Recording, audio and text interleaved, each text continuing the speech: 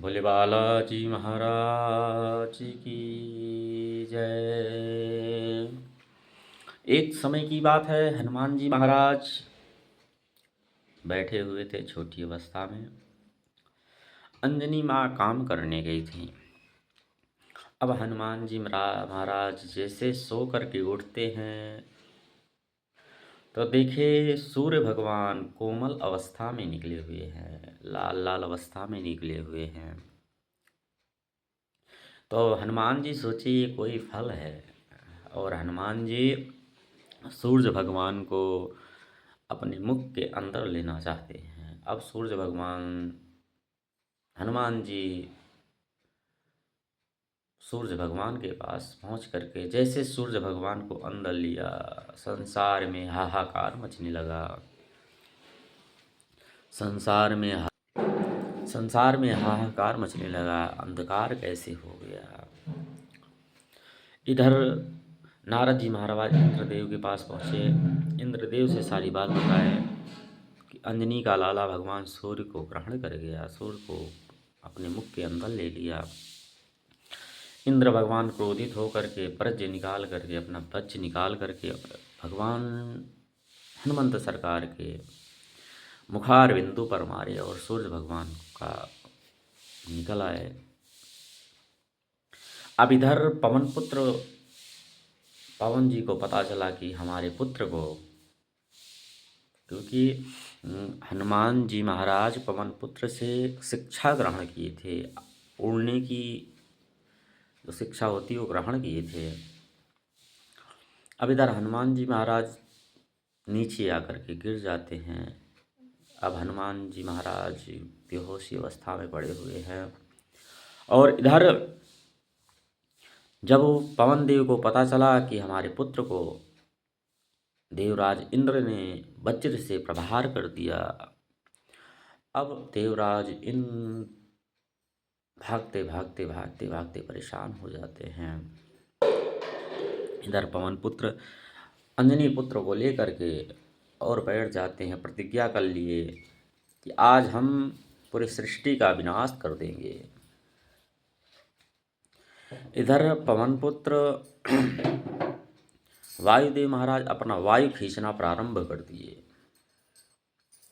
जैसे वायु खींचना प्रारंभ किए, वैसे संसार में हाहाकार होने लगा। जीव जंतु मरने लगे, पक्षी मरने लगे।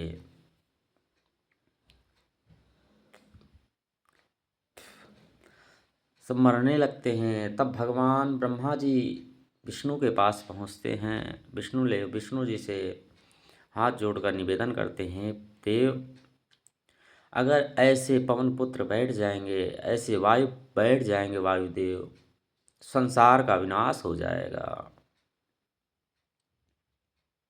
आज आप कुछ उपाय करिए।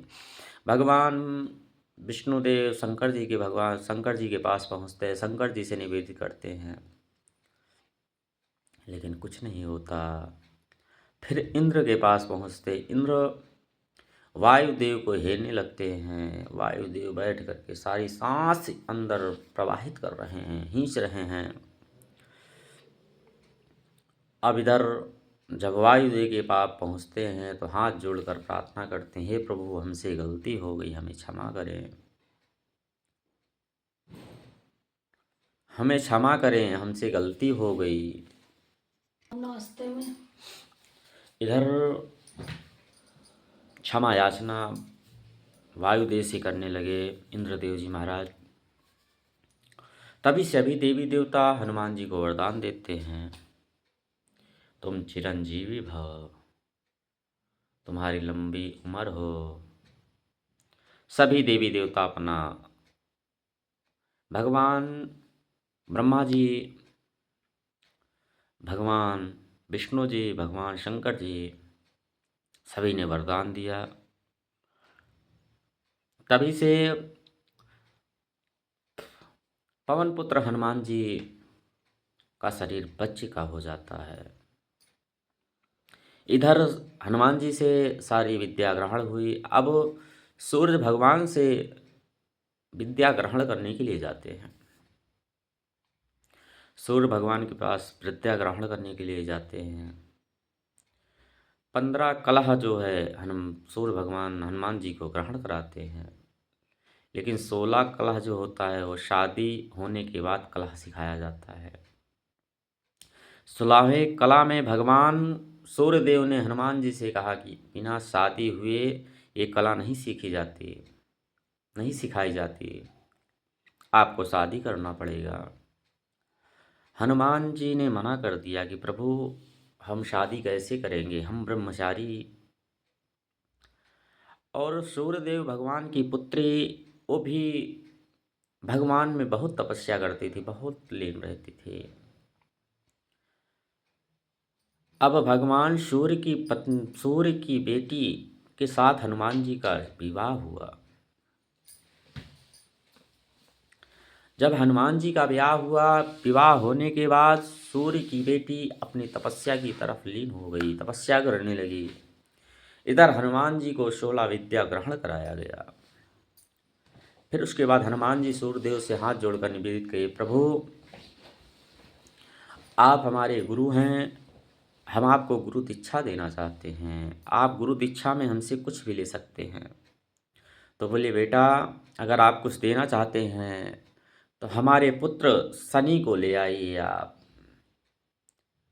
शनि देव को हमसे एक बार मिलवा दीजिए।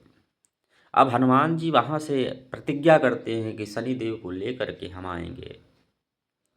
अब शनि देव को हेरते हेरते हेरते हेरते इधर रावण शनि देव को बंदी बनाया था। कितने वर्ष से शनिदेव को बंदी बनाया था। अब हनुमान जी जब वहाँ पहुँचते हैं तो रावण के जो दूत होते हैं हनुमान जी को कहने लगते हैं, हे बांदर तुम यहाँ से चले जाओ, नहीं तो हम भी तुम्हें बंदी बना करके और रावण के पास पेश कर देंगे, रावण के पास ले जा करके पकड़ा देंगे। लेकिन हनुमान जी को वरदान मिला है कि तुम हर चीज़ से शीघ्र ही आपको लाभ मिलेगा, आप हर चीज़ से जीत जाएंगे। अब हनुमान जी रावणों सेना से लड़ने लगते हैं। जैसे देखते हैं कि रावण ने अपने चरणों के नीचे शनिदेव को बंदी बनाकर रखा है। अब शनिदेव को छुड़ाए, शनिदेव को छुड़ाने के बाद रावण से युद्ध हुआ, रावण से युद्ध, क्योंकि हनुमान जी रावण का वध कर देते, लेकिन वो सृष्टि कहते नहीं राम जी के हाथों रावण का वध होना है तो हनुमान जी कैसे उसके मार देते। अब इधर शनिदेव को ले आए, शनिदेव को लाने के बाद सूर्यदेव भगवान से मिलाते हैं, लेकिन शनिदेव गुस्सा होकर के पिताजी से और चले आते हैं। अब इधर कुछ वक्त बीतने के बाद भगवान हनुमान जी इधर भगवान श्री कृष्ण का जन्म होता है। द्वापर में भगवान श्री कृष्ण का जन्म हुआ, क्योंकि भगवान हनुमान जी अनंत अनंत बलवंत श्री हनुमंत सरकार माता माता सीता ने इनको वरदान दिया है कि तुम जाओ चिरंजीवी भव, तुम हमेशा कलयुग में भी द्वापर में भी हमेशा तुम चिरंजीवी रहोगे। अब इधर भगवान श्री कृष्ण के समय में हनुमान जी महाराज एक पत्थर पर बैठे हुए थे अपना पूंछ फैला करके, और इधर शनिदेव महाराज आए, शनिदेव जाने लगे। अब पूंछ फैली हुई थी तो शनिदेव बोलते हैं कि आप इस पूंछ को हटा दो। बोले नहीं हटाएंगे। बोले हमारा अगर 7.5 आपके ऊपर चल जाएगा, क्योंकि 7.5 चलने के बाद अच्छे अच्छे लोग बर्बाद हो जाते हैं, ढैया चलने के बाद अच्छे अच्छे लोग बर्बाद हो जाते हैं। तो शनिदेव हनुमान जी से कहते हैं अगर आपके ऊपर 7.5 चल जाएगा तो आप बर्बाद हो जाओगे। बोले ऐसे 7.5 हम तमाम देखे हैं।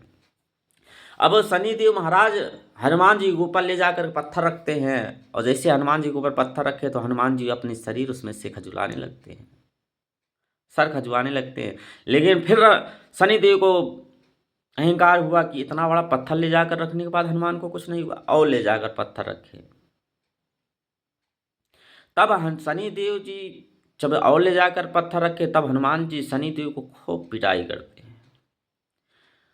तभी कहते हैं जब खूब पिटाई की, पिटाई करने के बाद इसीलिए जो छाया है, छाया उनकी माँ शनिदेव महाराज को हल्दी और तेल का मालिश करती हैं। इसीलिए शनिवार के दिन अगर आप हल्दी और सरसों का तेल शनिदेव पे अर्पण करते हैं तो शनिदेव खुश होकर के आपके सारे मनोकामना पूर्ण करते हैं। और शनिदेव के पास जाए, अगर सरसों तेल चढ़ाने के बाद अगर शनिदेव से थोड़ा सा तेल मिल जाए तो वहाँ से ले आएँ। कहीं भी आपको अगर चोट लगी हो, कहीं भी कोई भी दिक्कत हो, आप उसमें मालिश करें, अवश्य आपको उसमें लाभ प्राप्त होगा। अब शनि हनुमान जी महाराज जब छाया के पास, सूर्य देव के पास ले जाते हैं, तब सूर्य भगवान पूछते हैं कि हे हनुमंत, ये क्या हुआ। तब हनुमान जी महाराज उनको विस्तार से सारी बात बताते हैं। विस्तार विस्तार सारी बात बताते हैं। बताने के बाद जब फिर शनिदेव गुस्सा हो जाते हैं कि आप हमसे प्यार नहीं करते, आप हनुमान से प्यार करते हैं। बोले ऐसी कोई बात नहीं, ये भी हमारा पुत्र है, आप भी हमारे पुत्र हैं। आप यहाँ रह करके सारा मार्ग देखें, आपकी भी पूजा होगी और हनुमंत सरकार की भी पूजा होगी। ऐसे कर कर हनुमान जी महाराज अंजनी माँ के पास आ जाते हैं और अपना सारा कार्य विस्तार से करने लगते हैं। बोलिए हनुमंत सरकार की जय।